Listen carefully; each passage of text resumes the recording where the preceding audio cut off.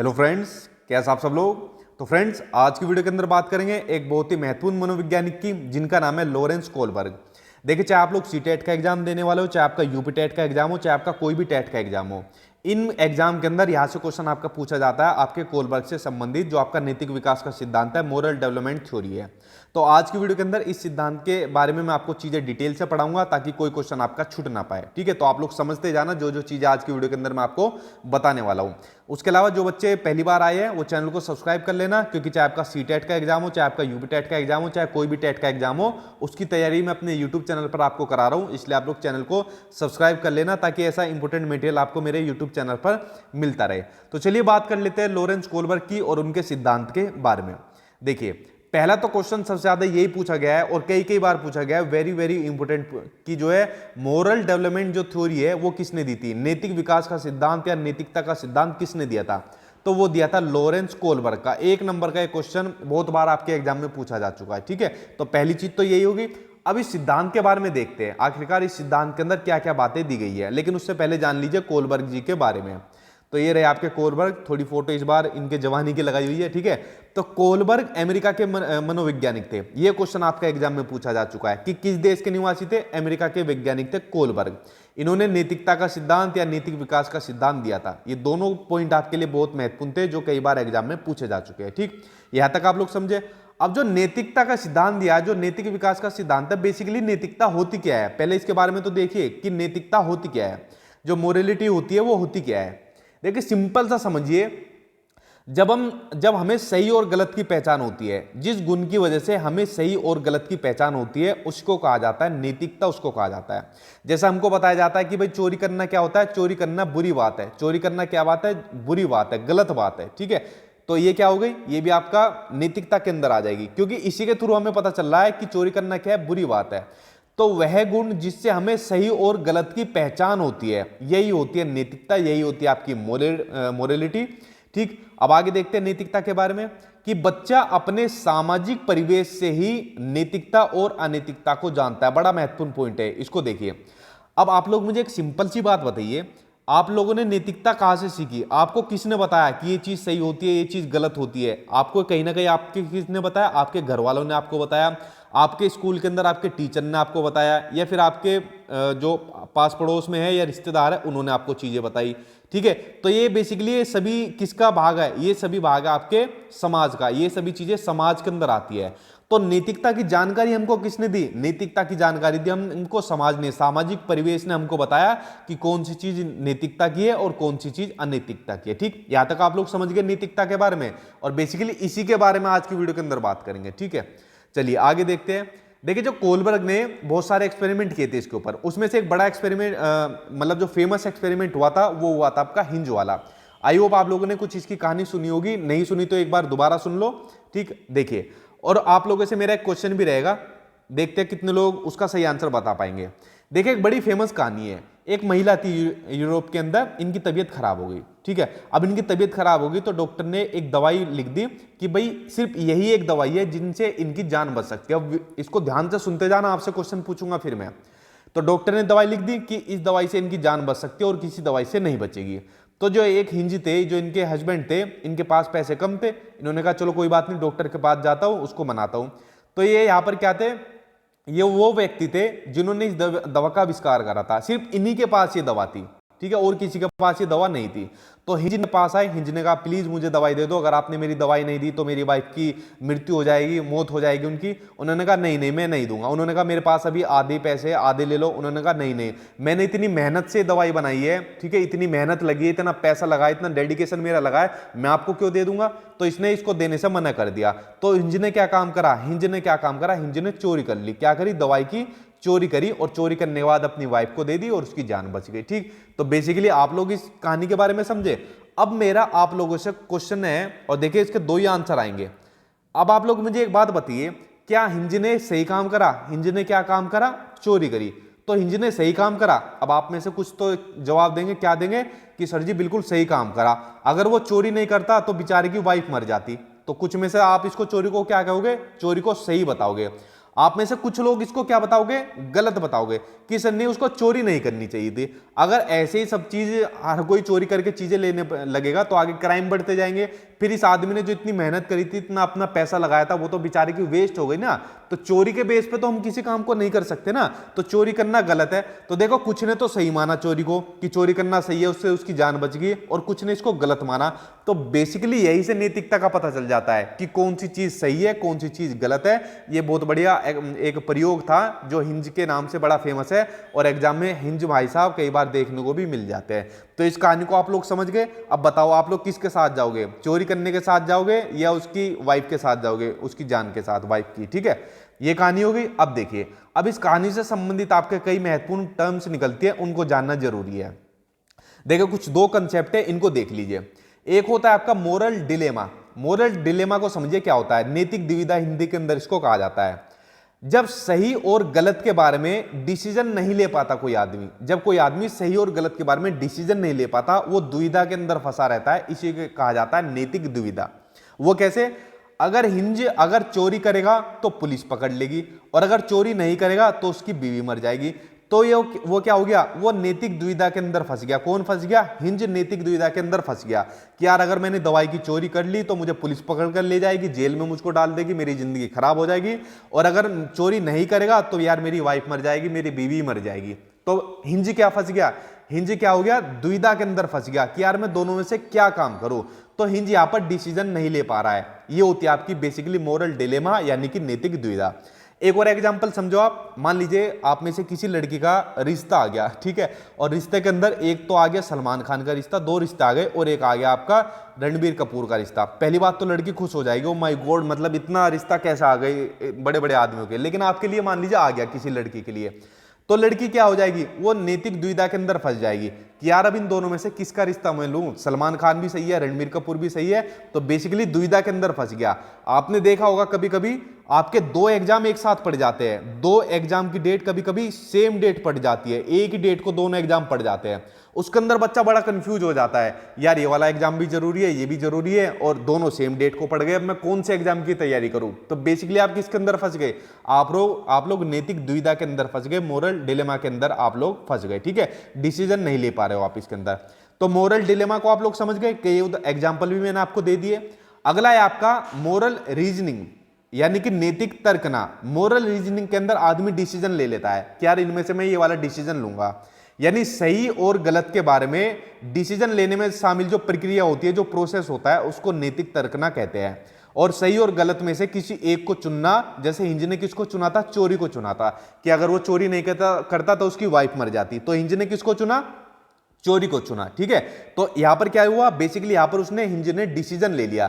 जैसे मान लीजिए किसी लड़की ने क्या डिसीजन ले लिया कि यार मैं तो रणबीर कपूर को सिलेक्ट करूंगी, सलमान खान तो बूढ़ा हो गया है, इस तरीके से। ठीक है, अब मान लीजिए किसी के दो एग्जाम की डेट एक साथ पड़ेगी, तो आदमी सोचेगा पहले मैं उस एग्जाम को दूंगी दोनों में से, या दूंगा जिसकी तैयारी मेरी सबसे ज्यादा है, जो मेरे लिए सबसे ज्यादा जरूरी है। तो बेसिकली यहां पर आदमी क्या लेता है, इसके अंदर डिसीजन लेता है अपना। ठीक, तो ये होता है आपका मोरल रीजनिंग, होता है आपका नैतिक तर्कना। तो मोरल डिलेमा और मोरल रीजनिंग, आई होप आप लोग इन दोनों के बारे में समझ गए होंगे। बड़े आसान थे और बहुत महत्वपूर्ण भी थे, कई बार आपके एग्जाम में पूछे जा चुके हैं। अब देखिए, अब बात करते हैं आगे। कोलबर्ग ने नैतिकता के 3 लेवल बताए हैं। नैतिकता के कितने लेवल बताए, 3 लेवल बताए, लेकिन जो इन्होंने स्टेजेज बताई है, जो अवस्था बताई है, वो बताइए 6 अवस्था। जैसे जीन पियाजे थे, उन्होंने अवस्थाएं बताई हुई थी, उसी तरीके से कोलबर्ग ने भी अवस्थाएं बताई है। तो जीन पियाजे ने कहा था जैसे जैसे बच्चा बड़ा होता जाता है, जिस चीज अवस्था में जाता है, तो उसी तरीके से उसका विकास होता है। तो कोलबर्ग ने भी यही कहा था कि जैसे जैसे बच्चा बड़ा होता जाता है, तो उसके अंदर नैतिकता किस किस तरीके से आती जाती है, ये हम पढ़ेंगे हम इन लेवल के बारे में, यानी कि इनकी अवस्थाओं के बारे में, जो है टोटल 6।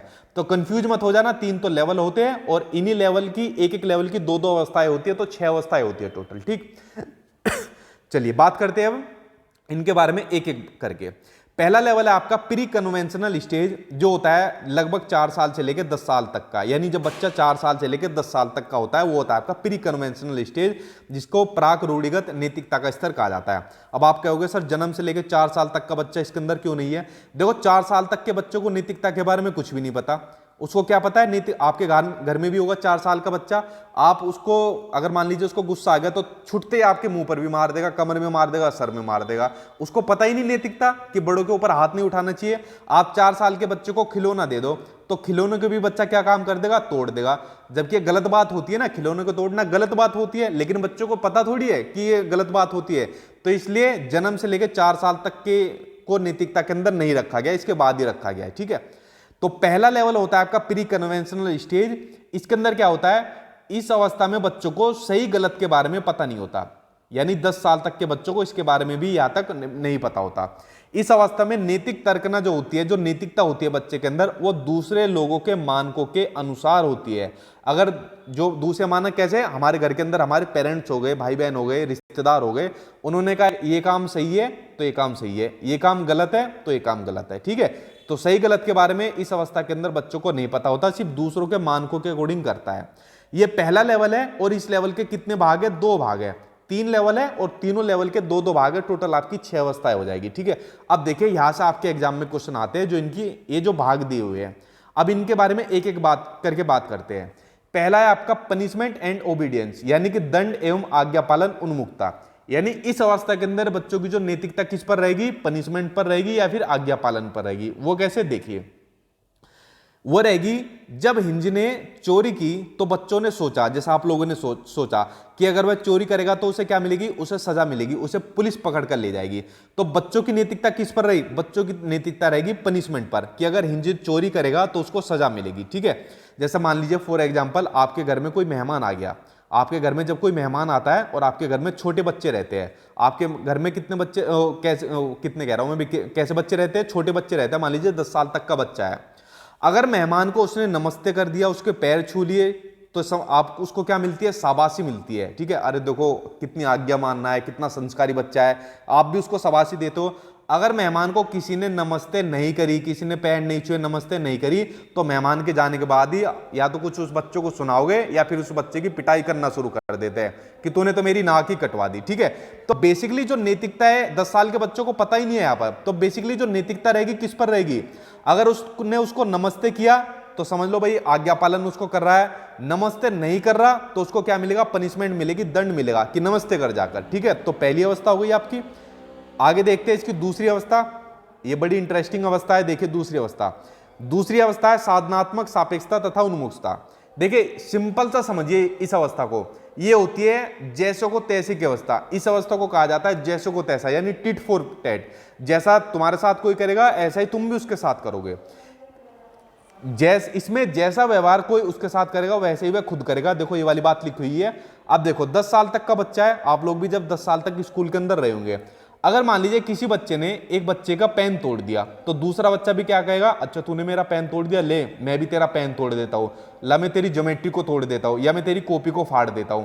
अगर तुम मेरे साथ गलत कर रहे हो तो मैं भी तुम्हारे साथ गलत करूंगा। ठीक है, तो ये कौन सी होती है, ये जैसे की तैसे, जैसे को तैसे की अवस्था कहा जाता है, टिट फॉर टैट। ये आपकी होती है दूसरी अवस्था होती है, पहले लेवल की आपकी दूसरी अवस्था होती है। अब बच्चे को देखो इसके अंदर नैतिकता का उसको पता ही नहीं है कि भाई अगर उसने तोड़ दिया तो तुम उसका मत तोड़ो, ये गलत बात होती है। उसने गलती से तोड़, उसने जानबूझकर तोड़ दिया लेकिन तुम मत करो ऐसा।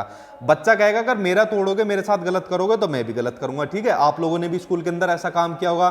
ठीक है, हमने तो खैर किया ही किया है, आप लोगों ने भी किया होगा, तो इसको आप लोग समझ गए। आगे देखते हैं, जैसे मैं स्कूल में था जब, तो मेरे टिफिन को जो मेरे दोस्त थे जो साथ में पढ़ते थे, लड़के लड़कियां जैसे, तो मेरे टिफिन को खाते थे। मेरा टिफिन सबसे बढ़िया रहता था क्लास में, तो मैं फिर उनके टिफिन को खाता था जिन जिनका सही रहता था। यानी जैसे को तैसे हो गया ना, टिट फॉर टैट। तो 10 साल तक की उम्र में ऐसा खूब चला है। अगला लेवल आ गया आपका कन्वेंशनल स्टेज। अब बच्चा कन्वेंशनल स्टेज के अंदर आ गया, यानी बच्चा लगभग 10 साल से लेकर 13 साल तक का बच्चा हो गया। अब बच्चा बड़ा हो गया। अब देखो उसके अंदर नैतिकता कैसा आएगी। इस अवस्था में बच्चा दूसरे लोगों के मानकों को अपने अंदर समावेशित कर लेता है और उन्हीं के अकॉर्डिंग सही और गलत का डिसीजन लेता है। कैसे, जैसे मान लीजिए दूसरे लोग कौन हो गए, मम्मी पापा टीचर हो गए, ये सब दूसरे लोग हो गए। अगर इन्होंने कहा ये काम सही है, ये बात सही है तो ये बात सही है, ये बात गलत है, ये काम गलत है तो ये बात गलत है, तो इस चीज को सही गलत को उस यानी दूसरे लोगों के मानकों को उसने अपने अंदर समावेशित कर लिया। ये होता है आपका कन्वेंशनल स्टेज के अंदर। जैसा जैसा दूसरों ने कहा, मम्मी पापा ने कहा और किसी ने कहा, उसको अपने अंदर समावेशित कर लिया। ठीक है, अब देखिए इस लेवल की अवस्थाओं के बारे में पढ़ते हैं। इसके अंदर पहली होती है आपकी good boy and good girl, यानी अच्छा लड़का अच्छा लड़की बनने की उन्मुखता। ये आपकी इस स्टेज के अंदर होती है। आप लोग भी स्कूल के अंदर जब रहे होंगे तो आप लोगों के अंदर भी अच्छा लड़का अच्छा लड़की बनने की उन्मुखता रही होगी कि भाई अगर हमने एग्जाम अच्छे तरीके से दिया, स्कूल में टॉप करा, तो सब हमको शाबाशी देंगे। उसके अलावा मान लीजिए आपका फ्रेंड सर्कल रहा, तो अपने सर्कल के अंदर आप लोग लीडर बनने की कोशिश करते रहे होंगे कि ठीक है कि उनके आगे ज्यादा बढ़िया तरीके से पेश आ पाए। तो जो अच्छा लड़का अच्छा लड़की बनने की उन्मुखता होगी वो आपकी ये वाली अवस्था होगी। ठीक, अगली अवस्था है आपकी चौथी अवस्था। देखिए चौथी अवस्था में क्या होता है, अब देखो यहां पर बच्चा भी 13 साल तक का ही है। चौथी अवस्था होती है आपकी लॉ एंड ऑर्डर ओरिएंटेशन, यानी कानून और व्यवस्था उन्मुखता। इसमें बच्चा कानून तथा सामाजिक व्यवस्था को बनाए रखने की भावना विकसित करता है। वो कैसे? फॉर एग्जाम्पल, किसी बच्चे के पापा का एक्सीडेंट हो गया रेड लाइट पार करने पर। इसके बच्चे के पापा ने रेड लाइट को पार करा और किसी बच्चे के पापा का एक्सीडेंट हो गया। अब बच्चों को ये वाली बात बताई कि बेटा रेड लाइट पार नहीं करनी चाहिए, ठीक है, जब रेड लाइट ग्रीन हो जाए तभी पार करनी चाहिए। तो बच्चे ने समझ लिया कि रेड लाइट पार करनी नहीं चाहिए क्योंकि उसके पापा का एक्सीडेंट हो गया था, मौत हो गई थी। ठीक है, तो यहां पर बच्चा क्या काम कर रहा है? बच्चा जो कानून होता है, जो सामाजिक व्यवस्था होती है, उसको बनाए रखने की भावना विकसित करता है यहां पर इस वाली अवस्था के अंदर। इसको समझ गए आप लोग? आगे देखते हैं। अब बच्चा और बड़ा हो गया। अब कौन सी स्टेज के अंदर बच्चा आ गया? अब बच्चा आ गया आपका पोस्ट कन्वेंशनल स्टेज के अंदर। अब बच्चा हो गया आपका 13 साल से ऊपर तक का बच्चा आपका हो गया। ठीक है, अब देखो इसके अंदर बच्चा क्या करता है। इसमें बच्चा कोई भी होगा वो जो डिसीजन होगा वो खुद से लेगा। डिसीजन खुद से लेगा, ना ही वो समाज के जरिए लेगा ना ही किसी और के जरिए लेगा। मान लीजिए समाज अगर किसी चीज को सही कहता है, किसी चीज को गलत कहता है, तो बच्चा अपने अकॉर्डिंग डिसीजन लेता है। उसे जो सही लगेगा वो खुद परखेगा, जांचेगा, तभी वो डिसीजन ले पाएगा।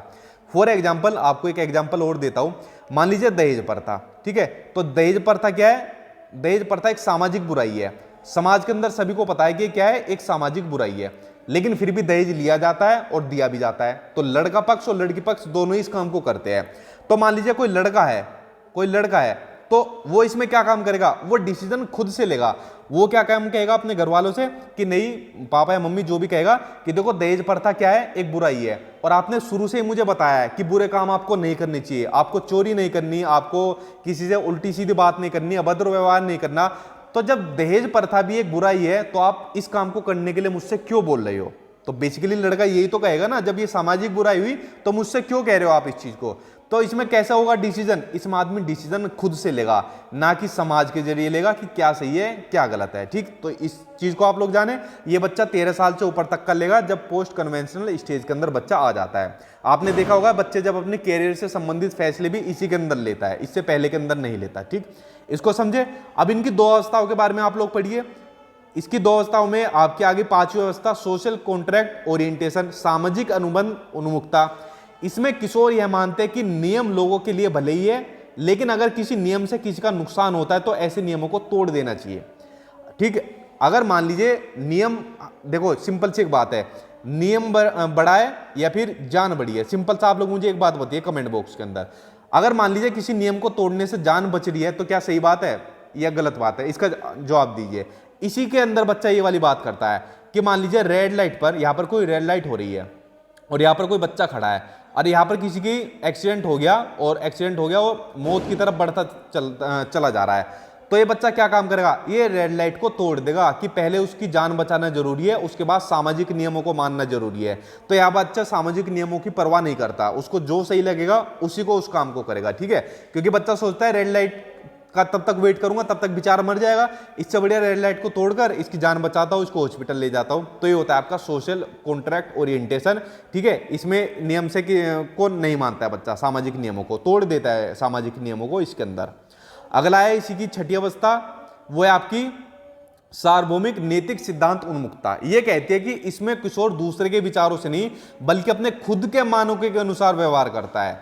इसमें कैसा व्यवहार करता है? अपने बच्चा खुद के मानकों के अनुसार व्यवहार करता है। फॉर एग्जाम्पल, जैसे भगत सिंह जी एक छोटी एज में, बहुत छोटी एज के अंदर ही इन्होंने एक डिसीजन ले लिया, फैसला ले लिया कि हमारे देश को, हमको आज़ादी दिलानी है, हमको हमारे देश को आज़ाद करना है। ठीक है, अब इन्होंने डिसीजन ले लिया इस काम का, तो दूसरों के मानकों के अनुसार नहीं चला। गांधी जी क्या कहते हैं कि अहिंसा का रास्ता अपनाओ। ये कहते थे मुझे तो आजादी लेनी है, चाहे हिंसा से हो चाहे अहिंसा से हो, मुझे अपने देश को आजाद कराना है। अगर मैंने अपने देश को आजाद नहीं कराया तो मेरी आने वाली जो पीढ़ियां होगी, जो पुश्तें होंगी, वो भी गुलाम पैदा होगी। तो बाकी के जो दूसरे लोग बोलते थे कि नहीं आपस में बैठ के बात कर लो, नहीं इनको राज करने तो कोई बात नहीं, इन्होंने दूसरों के मानकों को नहीं माना, ना ही दूसरे के व्यवहार को माना। इन्होंने डिसीजन कैसे लिए? इन्होंने डिसीजन खुद से लिए। इन्होंने डिसीजन क्या लिए? खुद से लिए।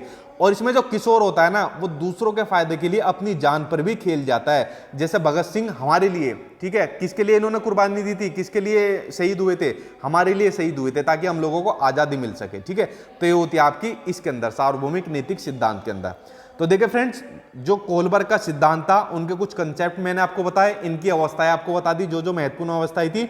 तो ये चैप्टर आपका कंप्लीट हो गया। आई होप आपको चैप्टर पसंद आया होगा। ठीक है, पसंद आए तो इसको लाइक कर देना, शेयर कर देना और चैनल को सब्सक्राइब कर लेना, ताकि सीटेट और यूपीटेट का और ऐसा महत्वपूर्ण मटेरियल मैं अपने चैनल पर आपको देता रहूं। Thank you.